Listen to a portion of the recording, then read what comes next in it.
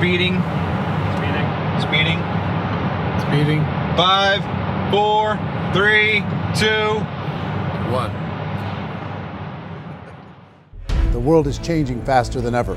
What used to take decades is now taking years or even months. What you see right now is the illusion that people have had for many decades about the workplace being this secure place to work the rest of your life. For the first time in the history of our nation, our children will not do as well as us. We've seen our friends get laid off, we've been laid off, we've had our pay cut. People are overworked and underpaid. They seem to have less time and less freedom. They live under constant pressure. This is going to be forced. And so even if your employer loves you, they may have to cut you. There's something wrong that on Monday morning, the heart attack rate increases by 35%. Technology is accelerating, job security is declining. It just doesn't seem like the old models of making a living are as reliable as they used to be. Every aspect of our lives, there's a better way out there, but we're still doing it the old way. We live in the greatest country on the planet, and there are a lot of people sitting around complaining and being cynical. Like everyone's whining about this old model, and I'm like, why don't you leave it? Look at all this over here. Look at all this opportunity. Since so much of our lives revolve around our work and the way we make our living, many people are thinking there just has to be a better way. The biggest challenge facing our world today is not making money, is what are we going to do with all the displaced, unemployed people? People are afraid that they're going to make the wrong decision. People are afraid of the unknown. People are afraid that maybe I don't have the skills. Hey, sports fans, industrial age is over. It's dead. It's dying. That's why going to school to get a job is an obsolete idea. A steady paycheck is an industrial age idea.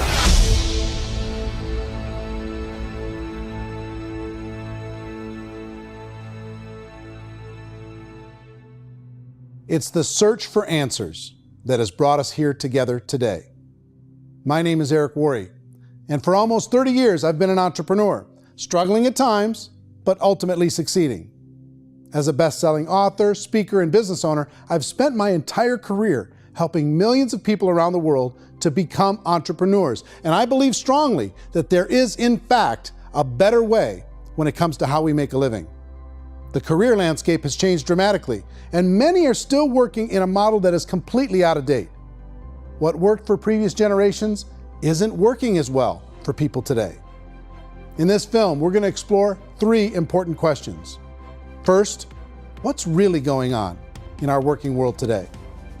Second, in this new economy, is it better to become an entrepreneur, or is it safer to work for someone else?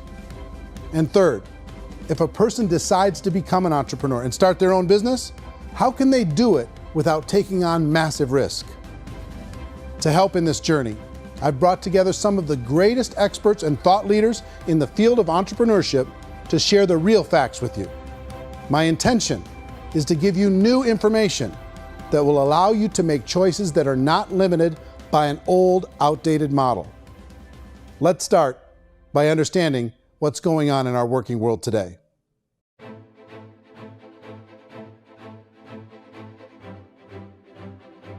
Let's look at unemployment. 30–40% of the people are honestly not working, but would be working.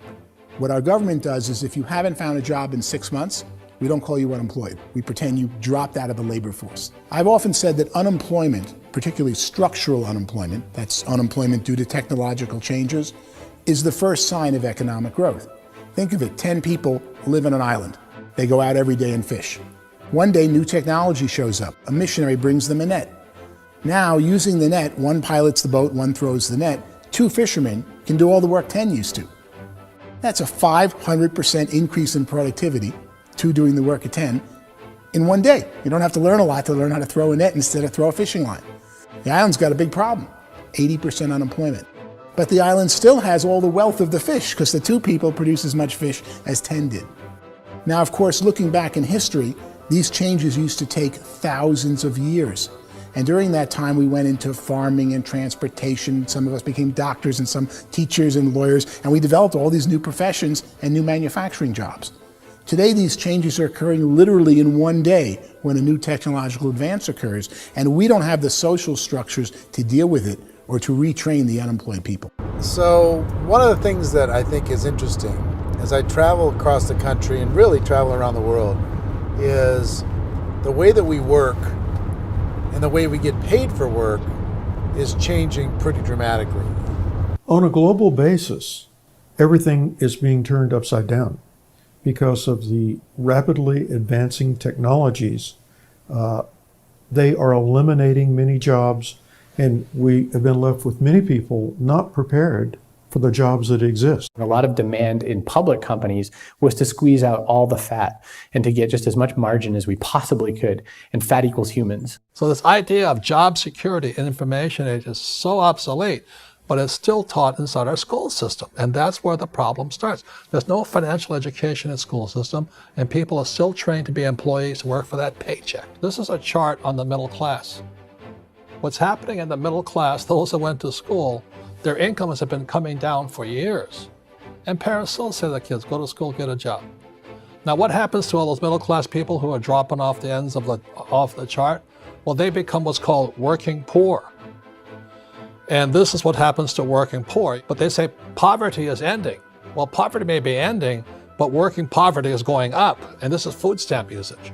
So food stamp usage in America is going through the roof right now because people cannot earn what they call a living wage. Most people have experienced financial pressures that I think are probably greater than they have been in the past. If you're not working for yourself, then it's going to be a pretty hard road for a lot of people. Today, if you're going to control your future, the 40-40 plan is gone where you can graduate from college and get a job and work for 40 hours a week for 40 years. That day is gone. So some of these charts actually tell you what's going on.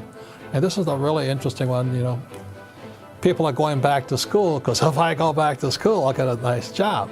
But this is what's happening to, it's called Sallie Mae, which is the student loan guys.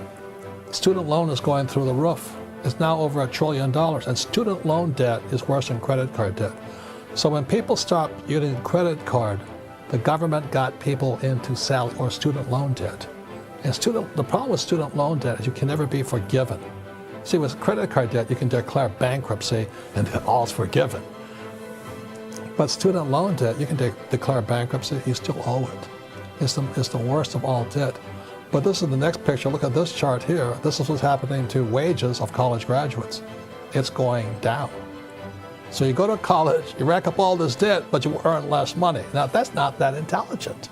Average person who's been working a lifetime in America today is ending their lifetime at 65 with about $41,000 in assets. They earned just enough to survive.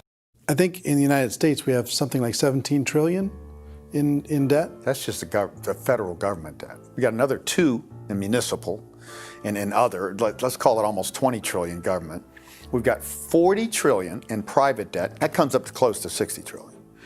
When you then add something we never had before, what you were talking about, when we look at the unfunded portion of Social Security and primarily Medicare, Medicaid, that at the most conservative estimates from outside firms, Kleiner Perkins, 67 trillion and growing. That's more than all our other debt. There's less conservative estimates that say it's 84 trillion or higher. I added up conservatively $127 trillion in total debt. Debt is a financial drug. When you take it to excess, it's like taking a drug. Yeah, it makes you feel better, it enhances your performance, but at a huge cost, eventually it kills you. And so that's what happens. We keep doing more and more debt, and you get less and less results, just like a drug, until the debt gets so high that it crushes the whole system. That's where we're at, 8.2 times GDP. You know who I feel sorry for?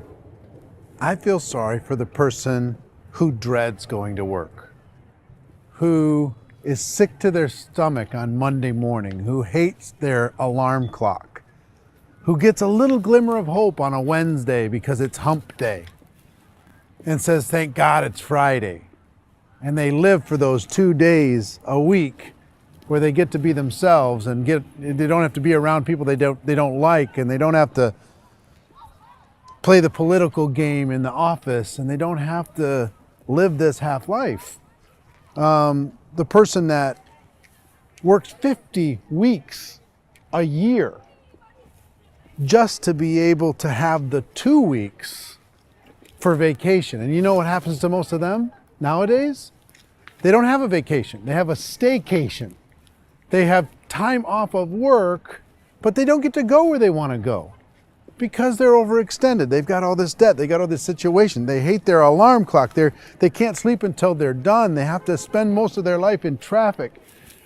I feel sorry for that group of people because there's a better way. They just don't know it. I see this really interesting attempt at rugged individuality in a 6x8 rectangle. And I feel like you're all the same, except for the little push pins of the pictures. There's different pictures. Yours is named Jenny and his is named Sujara, but it's the same people. And this is how they are, and they're just like the zombies, and there's no joy in there, there's no fun. There's always like the wacky woman who decorates her cubicle, and that's the most she can do there. You got to give her credits, right? The wacky cubicle woman. The basis for their life is worry. I'm worried, maybe I'll get fired. I'm worried maybe my company will go out of business. I'm worried I can't keep spinning the plates on paying the bills. I'm worried about how do I send my kids to college. I'm worried, what if the transmission of my car breaks? That's 2 or 3, I can't fix it. People live in a sea of worry, and it eats at them. Those signs that people held up during the Depression didn't say looking for gainful employment in a cubicle. It said looking for work. Work is what we're looking for. Job is just a unit of measurement. Work is what we're going after. It's time to look in the mirror and say, it's not the economy, it's my economy. It's my little world of where I am. I need to improve. I'm not going to wait for the economy to come back because frankly, the economy is doing great in this country. So I'm here on Wall Street, the financial center of the universe, the financial capital of the world. This is where most people's money goes to at least be held for a time, right?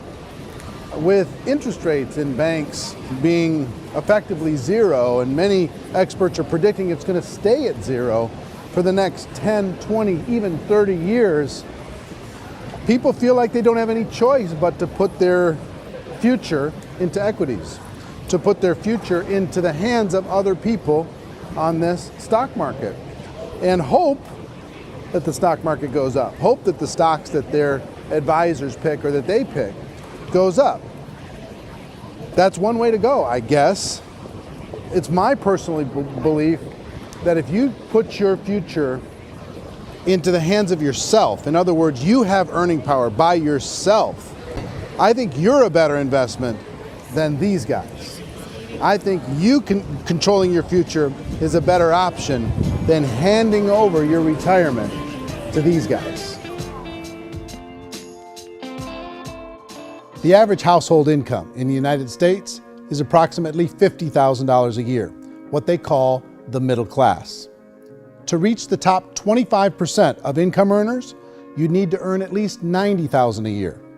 To reach the top 10% would be a household income of $140,000, the top 5%, $190,000, and to be in the top 1%, you'd need a combined household income of at least $380,000 a year. So here's the question. What do you think would give you the best chance to move up and get to the top 10%, the top 5%, the top 1% or beyond? In my opinion, and in the opinion of many, many experts, the answer is to become an entrepreneur, to become your own boss. I think you have to be a business owner. I can't, the only time I ever say to someone it'd be great to be an employee is when they've already told me they've surrendered. I only tell people who are wounded spiritually that they should be an employee. And it's that feeling that you get when you pick up the backpack off the little Cub Scout and say, "Don't worry, little guy, we'll get you back to the camp." It is in no way a kindness when I tell someone they'd be a great employee. The other status symbol really increasingly is lifestyle. And people can own their own business, maybe even work out of their house. That, I tell you, people admire that. Like, gosh, I wish I could do that. The spirit of the entrepreneur is to be a risk taker and to be resourceful and unstoppable and to have a vision of yourself beyond where you are and not willing to settle for life as it is. Think about the great entrepreneurs. They're visionary. They have heart. They're willing to do today what others won't so they can do tomorrow what others can't. Personally, I don't think of the new economy, the old economy. I create my own economy. The entrepreneur's in control.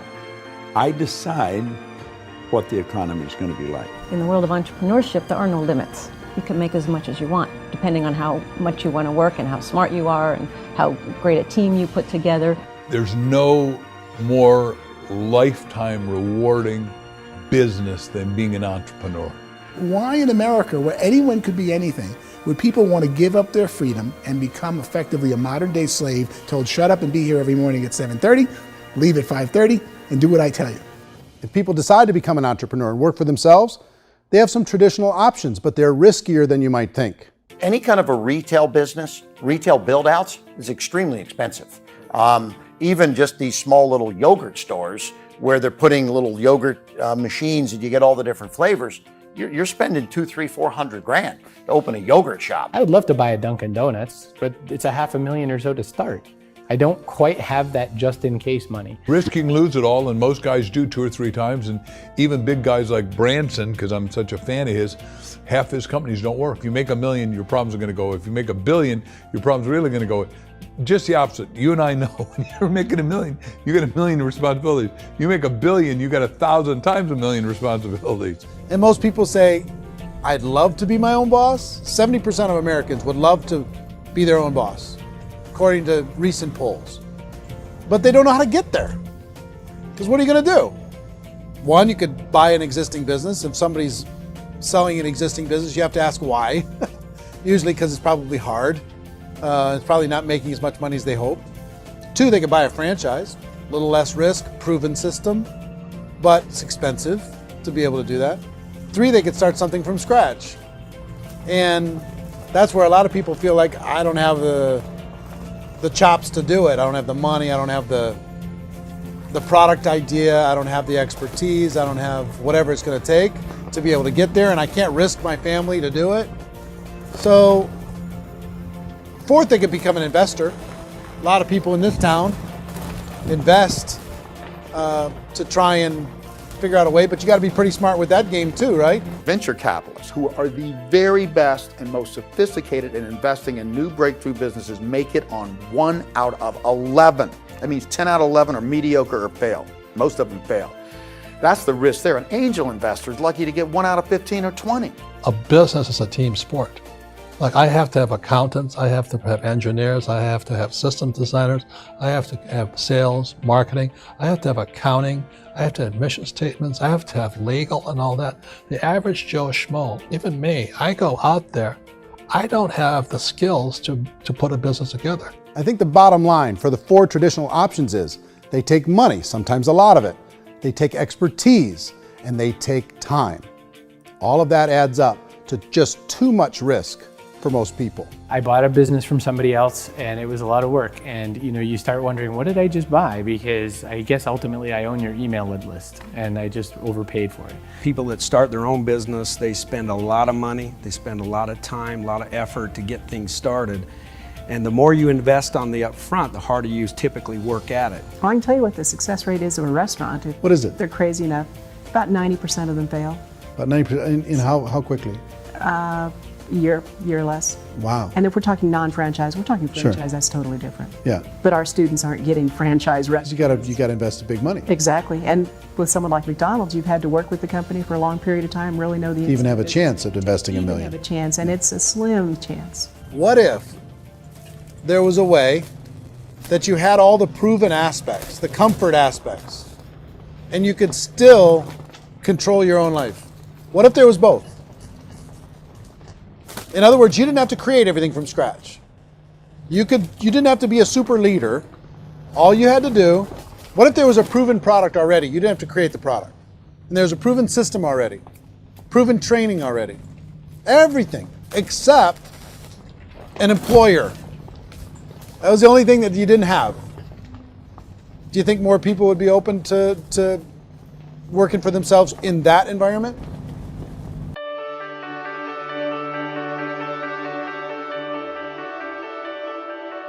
In our search for a better way to make a living, we've come to the conclusion that becoming an entrepreneur is actually safer than being an employee. And through our look at the entrepreneurial options, one particular path kept coming up from expert after expert. And I think most people will find it surprising because it's certainly a non-traditional business model. That model is for people to start their own business and become an entrepreneur through the creation of a network marketing business. Some people call it direct selling because the product is being sold directly from the manufacturer to the end consumer, cutting out the middlemen. Other people call it multi-level marketing, or MLM, because there are multiple levels of commissions paid. The most common term today is network marketing, because network marketing best describes using a large group of independent distributors, independent entrepreneurs, to move a product or service more efficiently. So my friend here, Donald Trump, and I, we always write about the network marketing industry. And the reason we support the network marketing industry is because it really is a business school for entrepreneurs. Because most people come out of school looking for a paycheck. Oh, that's terrible. I would go into network marketing like that. I think if it didn't exist, we should invent it. It is that good. I think direct selling is a great way to do business today. It's very easy to get into that industry, and you can be self-employed, be in effect an entrepreneur. When we see multi-billionaires adding network marketing companies to their portfolio of companies, that would be a clue. When we see people who are very famous authors and very famous business people endorsing the industry, that would be a clue. These network marketing companies aren't $50 million companies, they're billions and billions of dollars. They lead the stock market, they're major companies. When we're going to get it? You know, and you're going to school to work for a paycheck, but if you want to be rich, be an entrepreneur, and network marketing gives you the spirit to be an entrepreneur. A traditional company will spend up to 50% of their total revenue on marketing. Network marketing companies use a different approach. Instead of having all that extensive marketing expense, they utilize a network of independent distributors to do the marketing for them. Now, why do they do this? First, because word-of-mouth advertising is so much more effective today than traditional media advertising. Second, some products need to be explained or demonstrated, and an independent salesperson can do that more effectively than an ad campaign. Third, it's completely efficient. The company only pays for the marketing of their product if a sale happens and not before. Imagine if Amazon allowed you to become an independent distributor and paid out 40% of its revenue to that distributor group. All you had to do as a distributor was recommend a product, and if a person bought it on Amazon, Amazon would take care of all the logistics, and you'd get paid for bringing the customer. Now imagine you got paid for every purchase that customer made for the rest of their lives.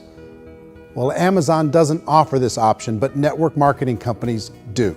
85% of all buying decisions in our society are made as a result of word of mouth or reputation.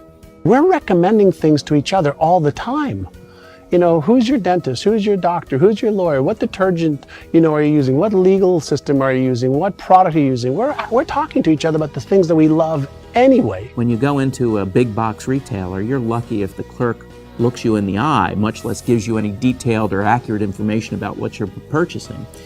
So of course, this personal information, this education coming from a friend, a neighbor, a relative, or even a stranger, but one who has experience with the product is extraordinarily valuable. As a matter of fact, network marketing can educate consumers probably better than any other form of marketing. It certainly can do better than advertising because advertising usually has a certain hype to it and you can only get limited information. So, network marketing trumps advertising. If you were a typical sales company and you wanted to sell $1 million a month worth of product, you might go find 100 superstar salespeople. The quota would be $10,000 a month. So network marketing as a distribution system just flips the numbers. So we use 10,000 happy, raving fans of a particular product, and we don't concern ourselves so much with how much product each one of them individually sells. If they sell just $100 or $200 a month, and there's 10,000 of them, you're selling $1 million to $2 million a month worth of product. And that's the best way I can explain how network marketing works. This is the marketing arm of the company. There's not money being wasted on bricks and mortar. There's not money being wasted on inventory that's sitting stagnant somewhere. There's not of employees standing around that don't have customers. These are people that are going to connect with customers. These companies allow people to become independent distributors for extremely low cost and with no minimum time or sales quota. Essentially, they own their own business and can provide as much or as little sales as they choose. In other words, the distributor gets all the benefits of traditional business ownership without the risk. The advantage of network marketing is the ease of entry, the low risk, and the low startup cost, because almost everything else has very high risk. You can get in for a minimal investment. You're buying into a system that's already been proven, products or services that have been proven to work. The keys to network marketing is providing an opportunity for the masses to get involved, providing an opportunity for the average person who doesn't have the resources to start their own business. All of this so far is fairly straightforward, but network marketing offers another benefit, and it's this benefit that makes it so interesting for entrepreneurs. Network marketing allows a distributor to build their own network of other distributors and then compensates them on the sales created by that entire group. Direct selling is, at its base, very simple. It's the sale of a product or service to an individual on a face-to-face, one-on-one basis, just the way we're talking right now. But there's an important element as well, and that's the offering in conjunction with that sale of product, the offering of an opportunity for someone to make something of themselves. No matter what your social status is, no matter what language that you speak, I mean, look how many unbelievable people are becoming successful that speak every kind of language out there. What an awesome gift to give the world. Instead of having to work your way up in a system and prove that you could be a sales manager, they just decided everybody can be a sales manager. Everybody gets to build a sales team from day one. And so what that brought into the system of growth as a direct selling company is the concept of compounding or geometric progression. Because now you can actually grow sales force very quickly because everybody is enrolling people in their own sales force. People who are like, oh, this is weird, I'm building a sales team, or what do you think you do at a regular company? How do you think a regular company works? Network marketing is the only industry that doesn't say your past determines your future. It looks at your past and says, okay, now what can we train you to do so you can have a great future?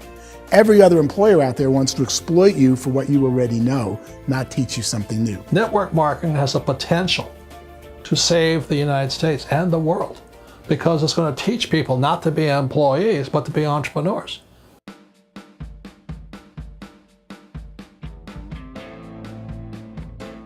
According to the Direct Selling Association, if you add up all the network marketing companies around the world, they combine to do over $178 billion a year in retail sales. To give you an idea of how big that really is, the NFL, the National Football League, does approximately $9 billion a year. The music industry does a little more than $16 billion a year, and the movie industry does about $80 billion a year. Using a conservative average, network marketing companies pay their distributors about 40% of that $178 billion in the form of commissions, which adds up to more than $71 billion a year. That's almost $6 billion a month. It's almost $200 million in commissions every single day. So it's certainly working, and people are making serious money in network marketing. With the growth of the direct selling industry over the last 10, 15, 20 years, we've seen a broader understanding of the channel. We have seen more and more people getting involved in the business. So our penetration in the marketplace has increased, and thus the understanding in the marketplace of who we are has increased. And we've seen non-direct selling companies look at the direct selling model and say, something's going on there. People are making money. Companies are being profitable, individuals are being motivated, product is being delivered to market. Maybe we should explore this. Some people think only the people at the top make money. Well, let's take a look at that as well. In the network marketing profession, there are roughly 500 people in the world who earn over $1 million a year. If you round that number up to $2 million a year, that adds up to about $1 billion a year. That takes the $71 billion paid out each year down to $70 billion. So where does the rest of the money go? The vast majority goes to part-time people making anywhere from a few $100s a month to many thousands of dollars a month. It goes to people who choose to make it a full-time career move and earning even more than that. Every day, people are using the money they earn through network marketing to pay off debt, have more fun, and improve the quality of their lives. Everyone I know in network marketing has been doing that since the 50s. They go to work when they want to go to work. They stop working when they want to take time with their children to have a leisurely breakfast and discuss issues and drive them to school. They go back to work when they get home, wherever they're working out of. The biggest thing that I've seen is people that have become much happier in their life. MLM has probably made more millionaires of more people in more countries, and I've spoken to them in 67 countries, than any other single form of business, starting from nothing. If they have a choice between working a job for the next 10 years or working a network marketing business for the next 10 years, the result of working the network marketing business will be better. A lot of people within the industry go on and make this a career and do extremely well at it. Network marketing has been nothing but good for everyone I know that's been involved with it because they did it seriously and they played full out and they've been very successful. It's been a constant barrage of success stories and people showing off stuff that they got as a result of it. How many people are involved? Approximately 16 million Americans and 96 million people around the world are currently participating in network marketing. And in a recent poll, 82% of those people report a good, very good, or excellent experience with network marketing. So people are happy.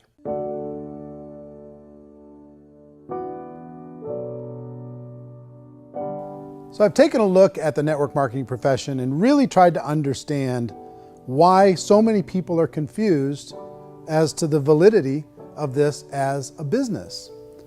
One is this pyramid shape. People get really messed up with this pyramid. Oh, it's one of those pyramid things. So I just think there are a lot of haters out there who really don't understand the industry and say, oh, it's a get-rich-quick scheme. It's a pyramid. Well, corporate America is a pyramid scheme. You know what I mean? It goes like this. You have thousands of MBAs, let's say working for Ford or General Motors or Coca-Cola. If all these MBAs, they're all trying to get to here, that's a pyramid. Only one guy's going to make it. Every 10 years, one's going to make it. Whereas you look at network marketing, it's like this. So you're here, and your job is to develop other CEOs coming up behind you. So it's an inverse pyramid. In network marketing, it's a very simple concept.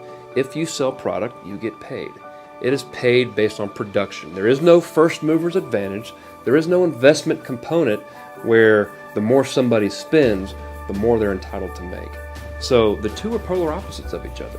It doesn't matter what shape the company is or the compensation plan is shaped, whether it's a circle or a pyramid or a triangle or a trapezoid, it doesn't matter. If compensation is coming primarily from recruitment, then you've got a problem. On the other hand, if an operation is basing their compensation to participants on the basis of sales, even when those sales are generated by people you've recruited, well, then you're a perfectly legitimate enterprise. That's the legal test, it's the practical test. Another issue that's been true in the past that is no longer true now is people used to be in network marketing loaded up with products that they couldn't sell and they ended up a loser. They ended up with a bunch of product in their garage, they ended up with a bunch of products sitting in their kitchen shelves or whatever, and they thought they could sell it and then they weren't willing to or able to sell it and they ended up with a bunch of stuff and they were bitter about it. There was this thing called front loading where you had to buy if you bought $25,000 worth of product, you got better commissions and all this. Today, it's almost all done by computer. It's direct mail comes from a warehouse somewhere else. You don't have to have all this inventory. You don't have to stock up. It's a paperless world now. Most of it's done online. You have a back office. It really works. And I mean, the technology has changed everything. Third issue is people start talking about 99% of people in network marketing don't make any money.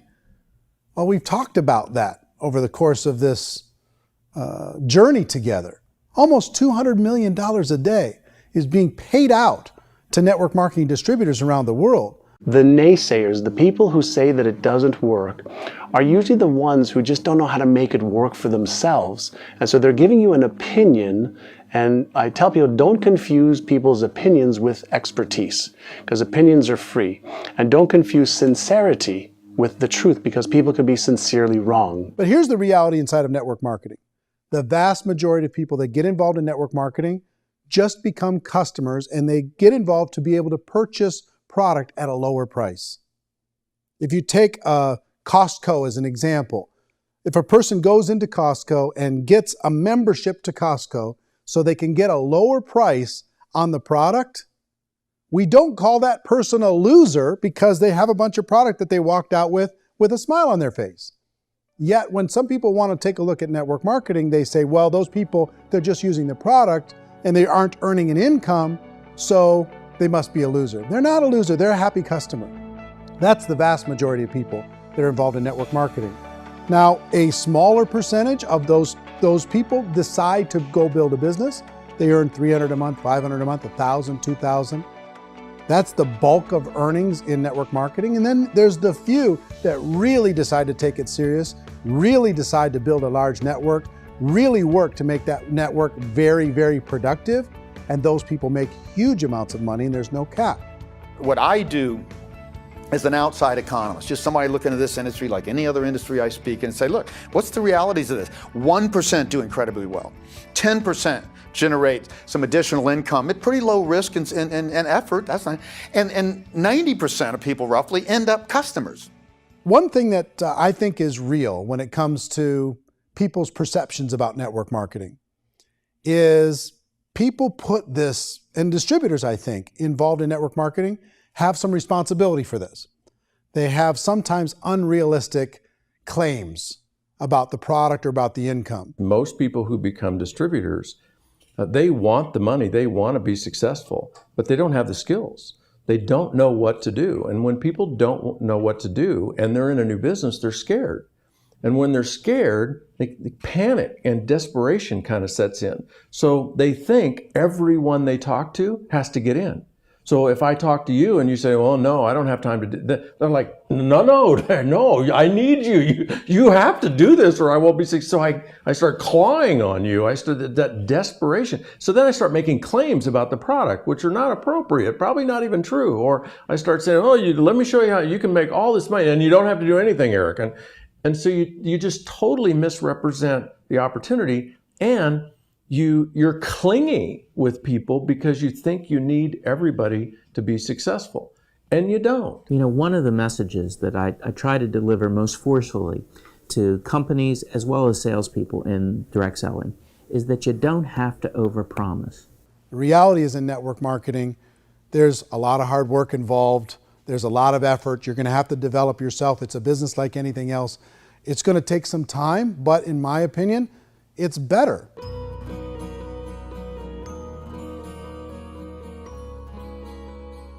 It's light years better for people starting today than it was even 5 years ago. I think it's more widely accepted now, and people understand it is a business. It is being an entrepreneur. It is being a business owner. Our belief system is based upon our evaluation of something. And frequently, if we reevaluate a situation, our belief about that situation will change. The industry has changed and it's grown up. It's totally transformed. You've got young people today that have grown up with social media, and they understand networks. They understand how people are connected through technology, and they understand how money flows through those networks. So when they see network marketing, they don't see it the way their parents saw it. And we've all learned, the larger industry that you represent, has all learned from those mistakes and flaws and errors that have happened early on. Early algorithms didn't work the right way. That's all fixed. It's like when they design a computer program, they design the program, then they run it, and then they go back through and they debug it. The MLM industry has been debugged. This is the day of being virtual, being able to run a business from your mobile phone. I mean, it's incredible. Companies are getting smarter. They're implementing more consumer protections. They're implementing more compliance training. They're doing more with respect to product research. If you do get involved and you make purchases of inventory, even on a voluntary basis, if you decide that this business is not for you, you can leave and have that inventory repurchased by the company. There's no other business that offers that kind of protection on a voluntary, self-regulatory basis.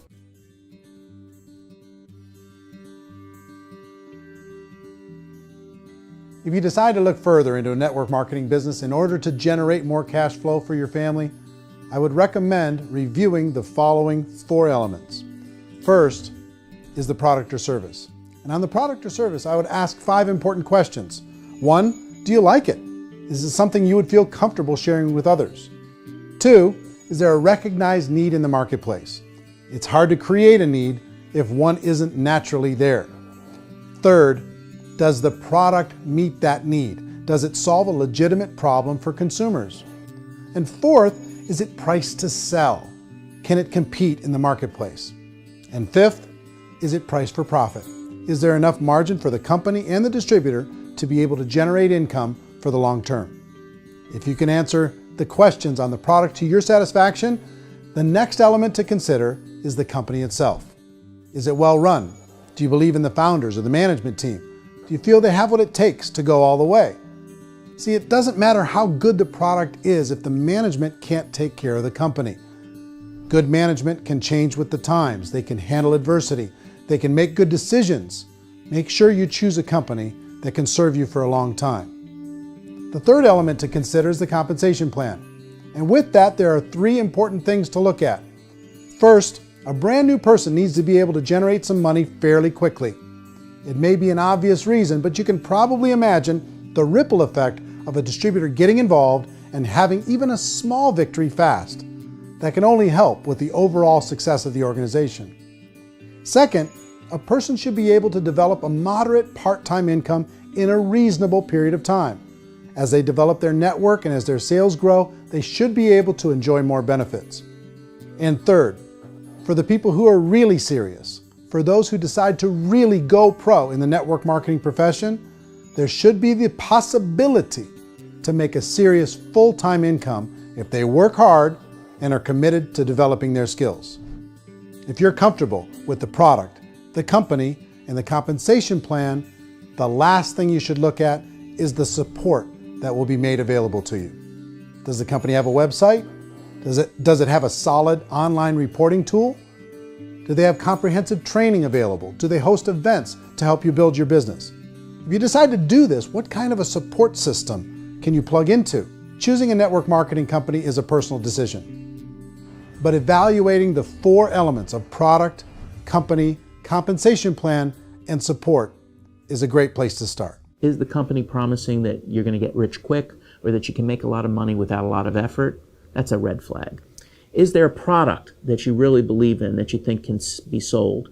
Or are you being told by salespeople or the person who's trying to recruit you or by the company itself that don't worry about the product, all you have to do is recruit other people into the business? Red flag, warning sign. If you're hearing that, take a second or even a third look. Get to know the customers, the products, the business, have some success, and see where the opportunities might take you to move up in the organization. You want to find out how concerned are they about my education, my training, and my development? Is there a space for me to grow? Most important question. Learn everything that you can about the product. Make sure it's something that you believe in, and learn everything you can about the industry and work that system. You have to be very passionate about whatever that company is doing. I would get involved. You can always test drive anything, the product, the service, the community, and then lean into it a bit. If it feels good, then lean into it a lot. Behind me is the Lincoln Memorial. And this is a place where Martin Luther King Jr. had his famous "I Have a Dream" speech. And at that speech, he talked about his dream for equality for everyone around the world, and that's a noble dream. But I think more people need to remember what it was like when they were kids and the dream was still alive in them. Before it got beaten out of them by reality, by this paycheck, by these responsibilities, and by having to live for this job to pay the bills. I think people need to remember that, go back to that. Once they know that there's a better way, I think their future is going to be much brighter. They can live a better life.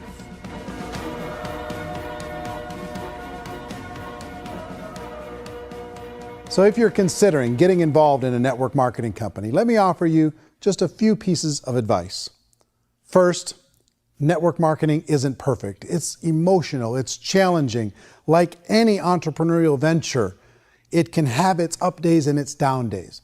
But if you have an entrepreneurial bone in your body, it's just better. Second, if you're gonna do it, decide to be professional. Decide to go pro. It's better to do that than just be this amateur sticking your toe in the water.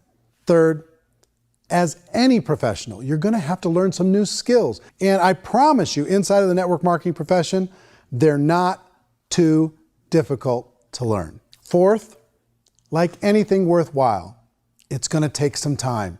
Don't expect that you're gonna get to the finish line right out of the gate. And fifth, it's worth it. It's worth it to be able to take charge of your life again. It's worth it to be able to control your own financial situation. It's worth it for the people you're going to be able to spend time with.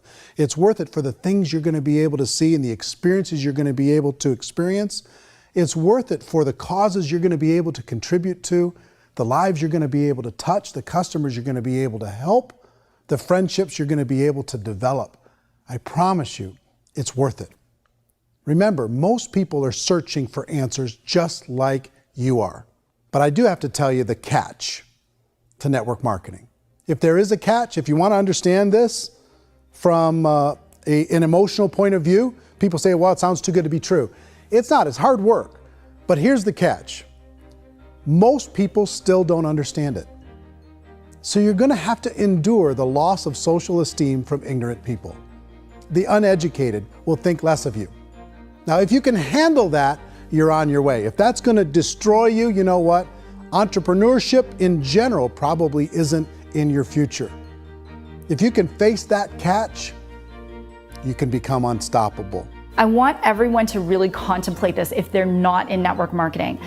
You're in a job, you probably have a mortgage, you have rent, you have debt, whatever's going on. You're in a prison. You work just hard enough to keep them from firing you, and they pay you just enough to keep you from quitting. Come on! I've been there, done that, and bought that t-shirt. In network marketing, if you run into failure, it's really just a homework lesson for yourself. There's no one to blame. You really have no excuse not to be successful. You just don't. People don't want to hear that, but there's so much available to you. If you want to be a good network marketer, be a student to the people above you, be a fellow traveler to the people on the same level, and be a teacher to those below, and know when it's appropriate to do which. People who are not afraid of asking people to buy things, or not afraid of persuading people with the chance they may say no, these people own the future. Nothing happens until something moves. So you got to go move, you got to go do something, or nothing's going to change in your life. In the beginning, you're going to do a lot of things that you don't get paid for. But as you go down the road, you get paid for a lot of things that you don't do. And your job is rehabilitate the spirit, the entrepreneur spirit in all of us. Get it back. Either give it a strong yes or a strong no, but no wishy-washy, dilly-dally stuff in the middle. There's dreams and there are nightmares, but I believe that the biggest nightmare of all is when you don't pursue your dream. You're going to see some monumental growth in this profession. It's an exciting, exciting time to be involved with the network marketing profession. The next 10 years, I see just exponential growth. When that tipping point comes, it's not a matter of asking somebody, have you ever heard about network marketing? You're really asking them, which company are you building your wealth in? We are here to fix the world, to improve relationships with other people, to improve other lives. And the real reward comes as an entrepreneur in any level from teaching somebody something and watching them soar. There is no greater reward.